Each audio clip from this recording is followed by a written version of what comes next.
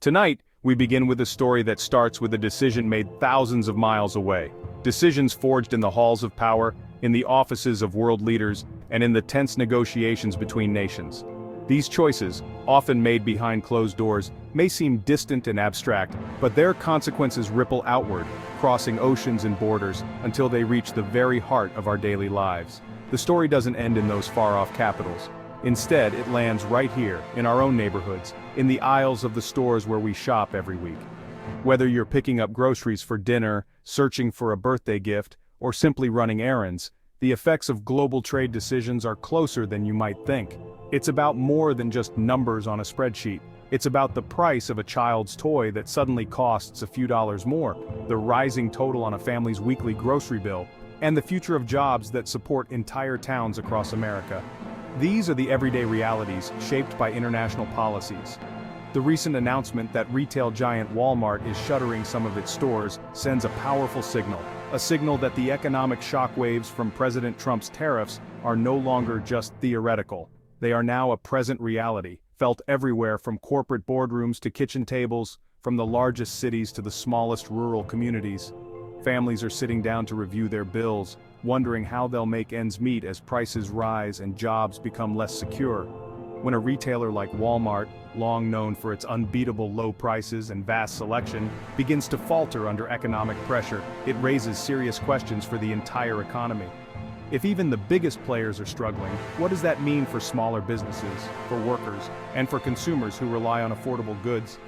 The tariffs, designed to protect American industries and jobs, have instead created a domino effect, one that travels through every link in the supply chain. Manufacturers face higher costs for materials, shippers pay more to move goods, retailers must adjust their prices, and ultimately, it's the consumer who feels the impact at the checkout counter. Every product's journey, from a factory overseas to a shelf in your local store, is now more complicated and costly. The fate of a factory worker in Guangzhou, China, can now directly influence the financial stability of a family in Gary, Indiana. This global connection, once hidden from view, is now more visible than ever before. The choices made in one part of the world can shape the lives and futures of people thousands of miles away, tying us all together in ways we're only beginning to understand. As we delve deeper into this story, we'll explore why these tariffs are leading to store closures, who ultimately pays the price, and what it all means for the future of our economy. We'll hear from experts, families, and workers whose lives are being changed by these policies, and we'll ask, how can we prepare for the challenges ahead, and what can be done to protect our communities in a world where every decision echoes far beyond its origin? If you've ever wondered why a familiar store in your neighborhood suddenly shuts its doors, the answer often lies far beyond your local community. To truly understand these closures, we need to look at the bigger picture, one that stretches across continents and involves powerful nations shaping the global economy. The story begins with the origins of the modern trade war between the United States and China, two of the world's largest economies, whose relationship has shaped the way goods move around the globe. In 2018, the Trump administration accused China of unfair trade practices, including intellectual property theft and forced technology transfers. In response, the U.S. imposed tariffs, essentially taxes, on hundreds of billions of dollars worth of Chinese imports, aiming to level the playing field. The goal was clear: make foreign products more expensive, so Americans would be encouraged to buy goods made in the U.S., supporting domestic manufacturing and protecting American jobs. But China didn't back down. The trade war escalated quickly, with both countries slapping tariffs on billions of dollars worth of goods, from steel and electronics to agricultural products like soybeans. For decades, American companies relied on Chinese suppliers for affordable products, thanks to efficient global supply chains that kept prices low for consumers. Shifting away from these suppliers isn't easy or cheap. When tariffs hit, companies face a tough decision. Should they absorb the extra costs themselves, risking lower profits, or pass those costs on to customers in the form of higher prices? Most businesses end up doing a bit of both, which means everyday Americans see higher prices at the checkout and are forced to make difficult choices about what they can afford. These price hikes can lead to fewer purchases, emptier shopping baskets, and even families cutting back on essentials. Supporters of tariffs argue they're a necessary tool to pressure China into fairer trade practices and to protect American industries from unfair competition, but critics warn that, in the end, It's American families and small businesses who bear the brunt of the trade war, facing higher costs, lost jobs, and uncertain futures. Walmart's recent wave of store closures has brought the ongoing tariff debate right to the doorsteps of American communities. Once seen as a distant policy issue, tariffs are now having a real and visible impact on everyday life, especially for those who rely on Walmart for affordable goods and essential services. The company's CFO didn't mince words, stating, "The tariffs are a tax on the American consumer. We have to pass some of these increased costs along." This admission highlights how even the largest retailers can't absorb all the extra expenses, and ultimately, it's the shoppers who feel the pinch at the checkout. Shoppers are noticing the difference. Prices for kids' clothes, groceries, and household basics are steadily creeping up. For families living paycheck to paycheck, every dollar counts, and even small increases can force tough choices about what to buy and what to leave behind. Market data confirms the trend.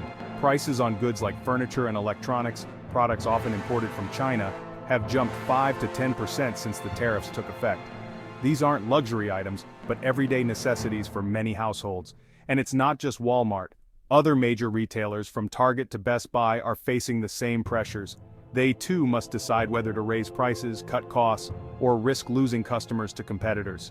According to the National Retail Federation, the latest round of tariffs could cost the average American family more than $1,000 a year.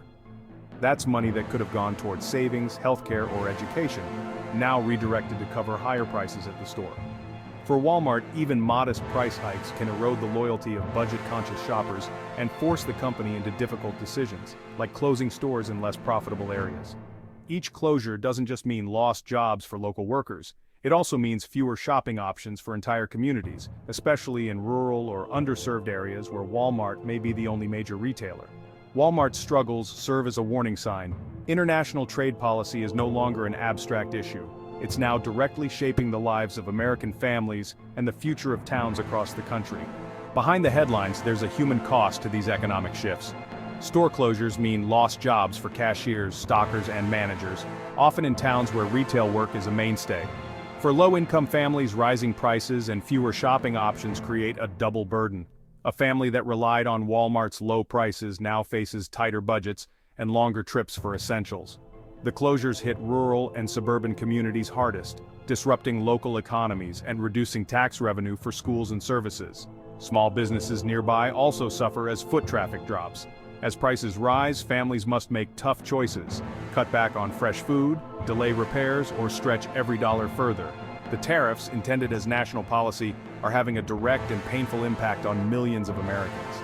The ripple effects of tariffs and store closures reach far beyond retail. When a giant like Walmart scales back, other businesses grow cautious, delaying hiring, investment, and expansion. The supply chain is in turmoil as companies scramble to find new suppliers outside China, often at higher cost and with new risks. American farmers are hit hard by retaliatory tariffs, losing access to key export markets like China. This loss of income hurts rural economies and the businesses that support them. Consumer confidence drops as people worry about jobs and rising costs, leading to less spending, a major risk for an economy driven by consumption. The visible signs, store closures and price hikes, signal deeper economic headwinds. The trade war's uncertainty threatens long-term growth and stability. As the trade war's impact grows, experts are divided on the best path forward. Free trade economists argue tariffs are a blunt tool that hurt American consumers and disrupt complex global supply chains. Dr. Emily Vance notes, trade wars have no real winners. They destroy wealth and create inefficiency. These experts urge negotiation and multilateral agreements, not unilateral tariffs. Others believe the pain is necessary to force China to change unfair practices. Michael Stoddard argues, the tariffs are leverage for a fundamental rebalancing of our economic relationship with China. From this view, short-term hardship is the price for long-term gains in manufacturing and technology. The debate is fierce. Should we endure disruption now for a stronger future or seek immediate relief through diplomacy? In this volatile climate, companies are forced to rethink strategy. The old focus on efficiency, consolidating production in China, has shifted to resilience and agility. Businesses are diversifying supply chains, moving production to Southeast Asia, Mexico, or even back to the US. A costly, complex process. Retailers have tried to stockpile goods before tariffs hit, but this is only a temporary fix. Once pre-tariff inventory runs out, tough pricing decisions return. Companies are raising prices selectively, negotiating with suppliers, and absorbing costs where possible, but margins are shrinking. No retailer wants to be first to hike prices and lose customers, so the pressure is constant.